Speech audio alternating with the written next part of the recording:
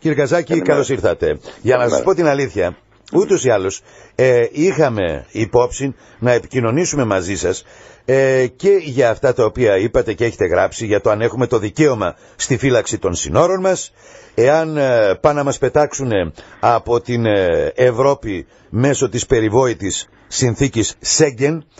Αλλά ξέρετε, εχθές μου γράψανε και μου είπανε, ορίστε ποιος είναι ο κύριος Καζάκης, τον οποίον βγάζεις στο ραδιόφωνο σου, υβρίζει με το χειρότερο τρόπο τους αποστράτους. Μάλιστα. Δηλαδή ότι το εθνόσημο το κάναν έτσι, αυτοί είναι που για αυτούς χάσαμε την πατρίδα, και πού να έχουν πατρίδα όταν κάνουν έτσι. Τι, για πέστε μου σας παρακαλώ, γιατί... Όχι, καταρχάς δεν έβρισα όλους τους αποστράτους, έβρισα τις ηγεσίες των ενώσεων αποστράτων. Δεν τις έβρισα. Τις ηγεσίες των ενώσεων. Ναι, των ενώσεων. Ναι, ναι. Λοιπόν, και δεν τις έβρισα. Έτσι, έκανα συγκεκριμένες πολιτικές εκτιμήσεις, οι οποίες μπορεί να τις έχει να τις κάνει οποιοδήποτε, είτε ήταν ενστολός είτε όχι. Ήσασταν σκληρός μαζί τους. Βεβαίως. Πολύ ναι, σκληρός, ήταν σκληρή η γλώσσα, το δέχομαι. Πάρα πολύ σκληρή.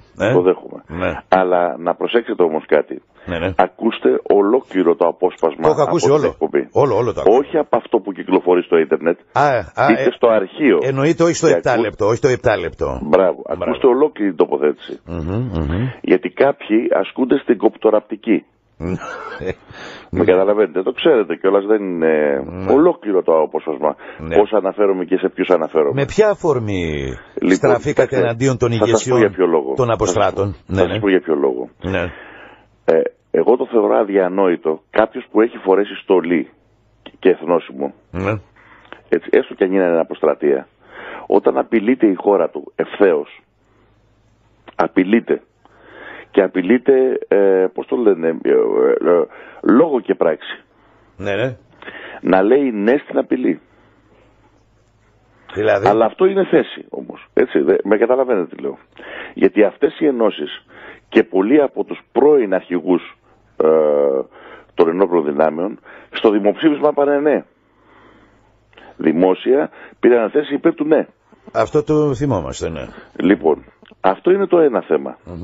Το θεωρώ αδιανόητο, είναι προσβολή στη στολή και το εθνόσημο.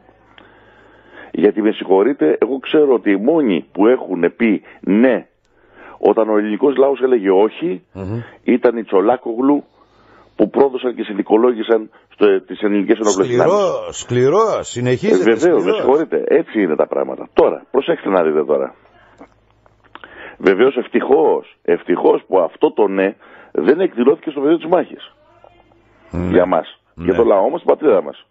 Αλλά αυτό είναι πολιτική εκτίμηση και ο καθένας έχει δικαίωμα να κάνει την πολιτική του εκτίμηση.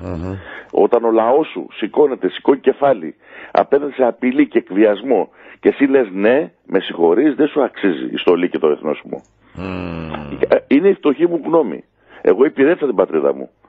Και δεν την υπηρέτησα ούτε σε γραφεία υπουργών, ούτε πουθενά. Ήμουνα στην παραμεθόριο με την τελευταία στιγμή, όπως ακριβώς επιτάσσει το καθήκον. Από εκεί και πέρα τώρα. Την ίδια ώρα που γίνεται αυτό, μετά από λίγο, όταν επιβάλλονται τα μνημόνια, γιατί το γνωστό, το όχι έγινε ναι, έτσι, από την κυβέρνηση, το θυμόμαστε άλλωστε, και τα πολιτικά κόμματα, λοιπόν, έγινε ναι, εσύ κάνεις διαδήλωση μετά, καλείς σε διαδήλωση τους ενστόλους, είτε είναι αποστρατεία είτε είναι ενεργεία, δεν έχει σημασία, για να εξαιρεθείς από το μνημόνιο που θα υποστεί όλος ο υπόλοιπος λαός. Εσείς πώς τα χαρακτηρίζετε αυτά? Τα χαρακτήρισα σκληρά, με σκληρούς χαρακτηρισμούς. Χρησιμοποίησα σκληρούς χαρακτηρισμούς, βεβαίως. Το δέχομαι. Και αν πραγματικά κάποιοι θύχτηκαν από αυτούς τους σκληρούς χαρακτηρισμούς, ζητώ συγγνώμη. Αλλά από την άλλη μεριά, πέστε μου εσείς, σε τέτοιες συνθήκες που χάνεται η πατρίδα, υπάρχει γενοκτονία, πραγματική γενοκτονία και συμβατική, δηλαδή με βάση τη συμβάση του ΟΗΕ. Ακόμη και νομικά δηλαδή τεκμηριώνεται η γενοκτονία του ελληνικού λαού. Πέστε μου εσείς σε τέτοιες συνθήκες, που δεν είναι βέβαια οι ομαλές και οι καταλληλότερες, πώς θα χαρακτηρίζεται μια τέτοια στάση? Και ξαναλέω, δεν αφορά το σύνολο των αξιωματικών, βεβαίως, όπως κάποιοι τσανακογλύφτες των υπουργών έτσι είπανε, Ναι. Γιατί εγώ τιμώ τους Έλληνες αξιωματικούς, τους ξέρω, ήμουνα μαζί τους στις διαδηλώσεις όταν διαδήλωναν, γιατί διέλυαν συστηματικά και με τα μνημόνια τις ένοπλες δυνάμεις της χώρας. Λοιπόν, αλλά με συγκεκριμένες ηγεσίες, όπως αντίστοιχα για παράδειγμα, έχω πει πολύ σκληρούς χαρακτηρισμούς και για την ηγεσία της ΓΕΣΕ και της ΑΔΕΔ.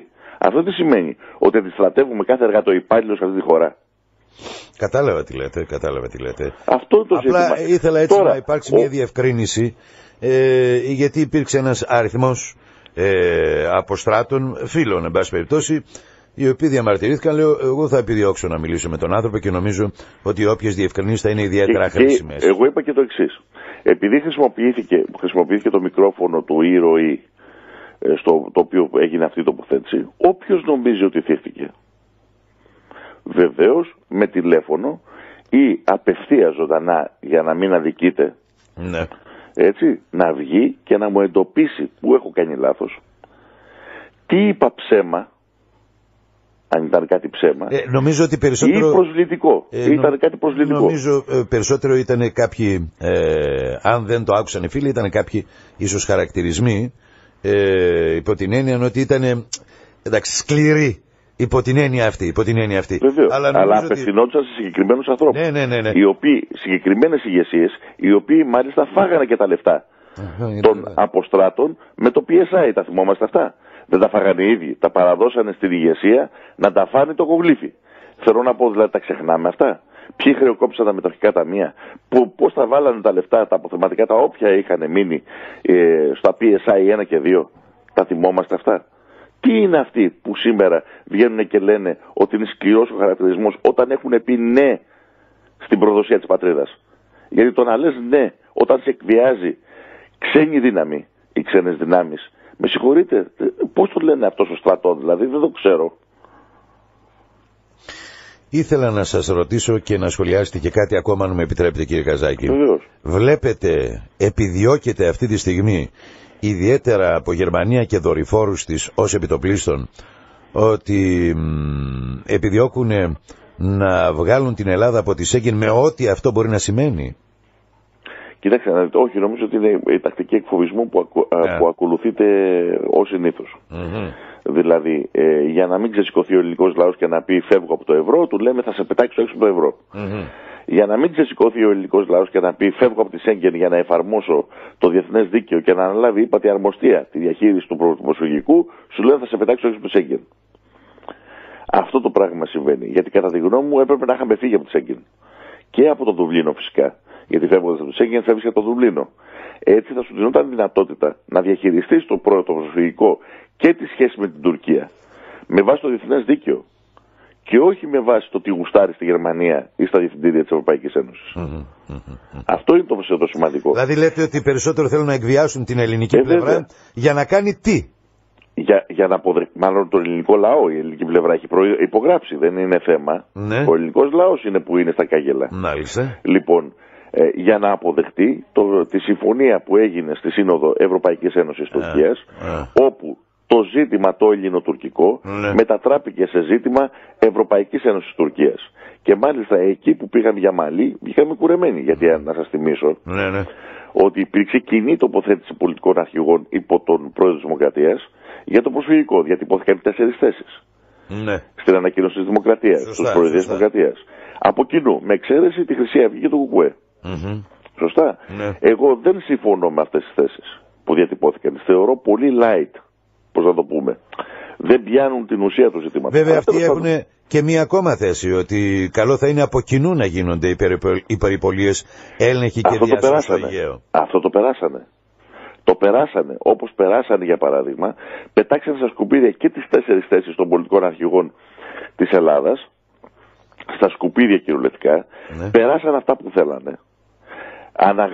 Αναγάγοντας την Τουρκία ως πρωταθλήτρια του προσφυγικού ζητήματος, ενώ οι καταγγελίες είναι βροχή για τον τρόπο που χειρίζονται τις πρόσφυγες οι τουρκικές αρχές, έναντι για παράδειγμα του Λιβάνου, ο οποίος Λίβανος έχει πάρει 1,5 εκατομμύριο πρόσφυγες Σύρους αυτή τη στιγμή και ξέρουμε πόσο ταλαιπωρημένη η χώρα. Αυτή τη στιγμή το 25% του πληθυσμού του Λιβάνου είναι πρόσφυγες. Γιατί ο Λίβανος δεν διαμαρτύρεται? Γιατί δεν κάνει αυτά που κάνει η Τουρκία? γιατί δεν εκδιώχνει μαζικά τους, και μάλιστα με κυκλώματα, τους πρόσφυγες? Και γιατί η Ευρωπαϊκή Ένωση δεν συνέδρα με τον Λίβανο, για παράδειγμα? Γιατί δεν είναι και στη διακατάσταση η μια χώρα με την άλλη. Και από την άλλη, γιατί δεν υπόθηκε κουβέντα για το τι έχει υποφέρει και το πώς υποφέρει η Ελλάδα με τις προσφυγικές ροές, διότι αναλογικά με τον πληθυσμό μας είμαστε σε χειρότερη κατάσταση από την Τουρκία. Δηλαδή, αν τώρα δεν μπορείς να πείσεις, όπου είσαι σε μια απολύτως φτωχοποιημένη κατάσταση, πότε θα πείσεις δηλαδή? Και είναι ο τρόπος που επιχειρείς για να πείσεις. Μα δεν είναι κουφό. Μάλιστα, να σας πω χαρακτηριστικό στο ανακοινωθέν. Προβλέπονται χρηματοδοτικά πρωτόκολλα και οικονομική ενίσχυση της Τουρκίας με 3,5 δισεκατομμύρια καταρχήν, και βλέπουμε. Λοιπόν, και το ερώτημα που μπαίνει είναι το εξής. Γιατί δεν προβλέπεται κάτι αντίστοιχη συνδρομή, έστω προς την Ελλάδα, αλλά λέει ότι τα κράτη-μέλη της Ευρωπαϊκής Ένωσης υποχρεούνται να αυξήσουν τη συμμετοχή τους και τη συνδρομή τους προς την Τουρκία. Αυτό λέει το ανακοινωθέν. Δηλαδή τρελαίνεσαι. Εκεί που πήγες, ας πούμε, να πεις, ρε παιδιά, υποτίθεται τέλος πάντων, γιατί εγώ δεν πιστεύω ότι η ελληνική κυβέρνηση, η κυβέρνηση του κ. Τσίπρα, έθεσε έστω και ένα από αυτά τα ζητήματα. Τι έθεσε δηλαδή, για να καταλάβουμε? Κοιτάξτε να δείτε, από τις δηλώσεις που έκανε πριν μπει μέσα ο κ. Τσίπρας, κατάλαβα ότι πήγε βόλτα. Δεν τον ενδιέφερε αυτό που συμφωνήθηκε με τους πολιτικούς αρχηγούς, και δεν νομίζω ότι ενδιέφερε κανέναν από τους πολιτικούς αρχηγούς, γιατί εάν ενδιέφερε έστω και έναν από αυτούς, θα το είχε κάνει θέμα, δεν θα το είχε κάνει θέμα την επομένη. Κλείνοντας, τι βλέπετε ότι γίνεται για την πρώτη κατοικία? Την προστασία της, εάν και εφόσον, γιατί ακούμε εδώ υπουργικά χείλη ότι εξασφάλισαν την προστασία της πρώτης κατοικίας σε ποσοστό απόλυτο 25 με 30%, ένα που υπολείπεται υπό προϋποθέσεις που και πάλι έρχεται το ίδιο το κράτος ιδιαίτερα σε αυτούς που δεν έχουν την οικονομική δυνατότητα να συνδράμει, και τα υπόλοιπα είναι έτσι η φόρμουλα, ούτως ώστε να μην χαθεί και τίποτα. Απλουστευμένα δηλαδή, άκουγα και Σταθάκη, πραγματικά δηλαδή έμεινα εμβρότητος, δεν μπορούσα να κοιμηθώ όλο το βράδυ. Ιδιαίτερα αυτοί που τους έχουν πληστηριάσει τα σπίτια. Καλά, γιατί οι πληστηριασμοί γίνονται. Δεν είναι ότι έχουν σταματήσει, γίνονται. Πρώτη κατοικία όμως? Και πρώτη κατοικία. Αυτή τη στιγμή χτυπάνε τις πρώτες κατοικίες που είναι φιλέτα. Φιλέτα, Φιλέτα. Όπως κάνεις στην κατοχή. Έτσι ακριβώς, ναι, βεβαίως. Αλλά να μου θυμηθείτε ότι και με αφορμή το προσφυγικό θα αρχίσουν να χτυπιούνται και πρώτες κατοικίες ή ακίνητα γενικότερα σε υποβαθμισμένες περιοχές που κανονικά οι τράπεζες και το κράτος δεν θα ενδιαφερόντουσαν. Τι δηλαδή, για να φιλοξενούν τους πρόσφυγες? Έτσι ακριβώς, ναι, βεβαίως. Ήδη έχουν καταγράψει πάνω από 70.000 τέτοια ακίνητα που προσφέρονται για αυτή τη δουλειά στην τέως διοίκηση πρωτευούσης, όπως λέγαμε παλιά. Υπάρχει περίπτωση ένας λαός όπως είναι τέλος πάντων αυτός ο δικός μας να δεχθεί να γίνει κάτι τέτοιο? Δηλαδή να βλέπεις το σπίτι σου να κατοικείται από έναν παράνομα, από κάποιον ο οποίος εισήλθε παράνομα στη χώρα σου και να έχει και το σπίτι σου? Μα δεν θα το πάρει αυτός, με καταλαβαίνετε, δεν θα το πάρει αυτός. Εντάξει, θα το πάρει το φαν. Θα το πάρουν οι δομές, όπως λέγονται. Δηλαδή, μη κυβερνητικές οργανώσεις και ιστορίες με συνδρομή του κράτους και των κυβερνήσεων, λοιπόν της Ευρωπαϊκής Ένωσης, και θα στεγάσουν εκεί πέρα σε συνθήκες εξαθλίωσης, απόλυτης εξαθλίωσης, αυτούς τους ξεριζωμένους που έρχονται κατά εκατοντάδες χιλιάδες. Οι Έλληνες πού θα πηγαίνουνε? Και ποιος νοιάζεται για τους Έλληνες? Εάν πραγματοποιηθεί αυτό το σενάριο. Ναι. Δηλαδή, σήμερα, τι πρέπει να κάνει κάποιος για να προστατεύσει την πρώτη κατοικία, κύριε Καζάκη? Κοιτάξτε, αυτή τη στιγμή το ταχύτερο δυνατό πρέπει πριν την πρώτη 16 να μπει, το μόνο που του έχει μείνει είναι να μπει στον νόμο Κατσέλη. Και αυτό δεν του διασφαλίζει πλέον. Όχι βέβαια. Γιατί το έχουν πετσοκόψει. Πραγματικά το έχουν πετσοκόψει. Αλλά δεν έχει κάτι άλλο. Με το τελευταίο πολυνομοσχέδιο η κυβέρνηση έκλεισε τις τρύπες που είχε ένας δανειολήπτης να αμυνθεί. Λοιπόν, τις έχει κλείσει. Αυτό που περιμένουμε είναι το κύμα που θα έρθει μετά από την πρώτη 16, που βεβαίως είναι και ένα θέμα, γιατί θα γίνονται όλα αυτά τα πράγματα διαμέσου ηλεκτρονικών πληστηριασμών. Που ακόμη και το κίνημα κατά των πληστηριασμών, αυτό που υπάρχει και αναπτύσσεται σε όλη την Ελλάδα, που ακυρώνει με την παρουσία του, με την παρουσία πολιτών δηλαδή, πληστηριασμούς, δεν θα μπορεί να αντιδράσει. πώς να αντιδράσουν όταν γίνονται δια του ίντερνετ, του διαδικτύου. Και μάλιστα με προηγούμενη ανακοίνωση που έχει να κάνει με τι? Θα σου στέλνουν ένα email ότι βγαίνει το σπίτι σου στο σφυρί. Αν το πήρες, έχει καλώς. Αν δεν το πήρες, δεν τους ενδιαφέρει. Θα τους δεις, φά την μπαστούνι μπροστά σου, όταν θα έχει εκπληστηριαστεί και θα έρχεται το δικαστικό σκληρό με την αστυνομία να σε πετάξει έξω. Αυτό που σας λέω δεν είναι η επιστημονική φαντασία ή φαντασίωση. Έχει περάσει ήδη με νόμο, προβλέπεται από τον κώδικα πολιτικής δικονομίας, τον καινούριο που περάσανε, και είναι πλέον νόμος του κράτους. Βεβαίως αντισυνταγματικότατος, όπως λένε όλοι οι δικηγόροι και όλοι οι νομικοί και όλα αυτά τα πράγματα, ότι καταλύεται η ενόμη τάξη της χώρας, όλα αυτά τα πράγματα, ότι καταπατιόνται βασικές αρχές και αξίες της ανθρώπινης ζωής, όλα αυτά τα πράγματα που λένε, τα πολύ ωραία που λένε οι νομικοί συνταγματολόγοι. Αλλά ποιος ενδιαφέρεται? Εδώ προηγουμένως με τη συζήτηση που κάναμε, φωνάζεις σαν τρελός, πώς να το πούμε, σαν τον Ιεραπόστολο στην έρημο. Ρε εσείς μας παίρνουν την πατρίδα και υπάρχουν άνθρωποι που σου λένε γιατί με είπες ρε. Έχετε δίκιο, κύριε Καζάκη, έχετε δίκιο. Να σε ευχαριστήσω πάρα πολύ για την επικοινωνία που είχαμε. Να είστε καλά. Καλημέρα σας. Καλημέρα.